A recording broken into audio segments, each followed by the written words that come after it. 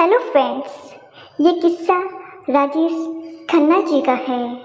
क्यों सौंपती थी राजेश खन्ना के पिता ने उनकी जिम्मेदारी किसी रिश्तेदार को। राजेश खन्ना का जन्म 29 दिसंबर 1942 को अमृतसर में हुआ।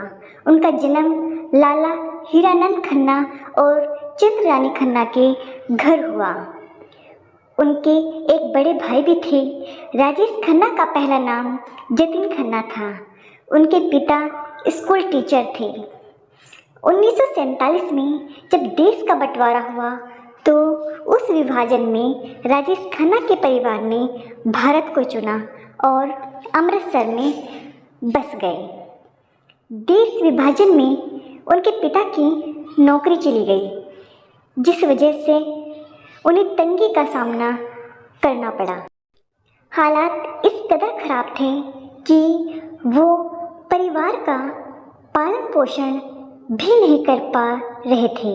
इसी वजह से उन्होंने 6 साल के राजेश खन्ना को मुंबई में रहने वाले रिश्तेदार चुन्नीलाल खन्ना और लीलावती को सौंप दिया। बचपन से राजेश खन्ना को काका नाम से बुलाया जाता था। पंजाबी भाषा में काका का मतलब छोटा बच्चा होता है। 10 साल में ही राजेश खन्ना थिएटर से जुड़ गए थे। उन्हें बोंगो और तबला बजाने में खास दिलचस्पी थी। स्कूल के दिनों में जितेंद्र उनके बहुत अच्छे दोस्त थे। एक्टिंग से बहुत प्यार था, तो वो कॉलेज के दिनों में भी थिएटर और स्टेज शो से जुड़े रहे। साथ ही स्टेज शो से कई अवार्ड्स भी अपने नाम किए। फिल्मों के लिए मामा ने जतिन से नाम बदलकर रख दिया था राजेश खन्ना। राजेश खन्ना ने अंधा युग नामक एक नाटक में सैनिक का किरदार निभाया, जिसे देख चीफ गेस्ट ने कहा, बेटा तुम्हें फिल्मों में काम करना चाहिए। लेकिन पिता नहीं चाहते थे कि राजेश खन्ना फिल्मी दुनिया में कदम रखे। पिता के मना करने के बाद भी वो नहीं माने। सिनेमा के लिए उनका लगाव कम नहीं हुआ। ये बात उन्होंने अपने मामा को बताई, जिन्होंने फिल्मों के लिए उनका नाम बदलकर राजेश खन्ना रख दिया था। राजेश खन्ना के मामा ने उनके पिता को समझाया कि राजेश सिनेमा को कितना पसंद करता है, लेकिन उनके पिता तब भी नहीं माने। पिता के मना करने के बावजूद राजेश ने फिल्मों में काम करना शुरू कर दिया और बहुत जल्द ही कामयाबी की राह पर निकल पड़े। धीरे धीरे राजेश खन्ना पूरे हिंदुस्तान के सबसे लोकप्रिय अभिनेता बन गए। सब उन्हें खूब पसंद करने लगे। राजेश खन्ना को स्पोर्ट्स कारों का शौक था। वो ऑडिशन भी एमजी स्पोर्ट कार से देने जाया करते थे। उस समय ऐसे कारों का कलेक्शन बड़े से बड़े लोगों के पास भी नहीं होता था। जब वो ऑडिशन देने जाते थे तो उनकी कार वहाँ पार्क होती थी जहाँ कई फिल्मी सितारे और डायरेक्टर प्रोड्यूसर की गाड़ियाँ खड़ी रहती थी।